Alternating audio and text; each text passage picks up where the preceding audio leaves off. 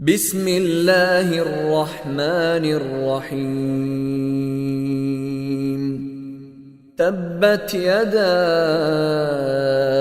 أبي لهب وتب، ما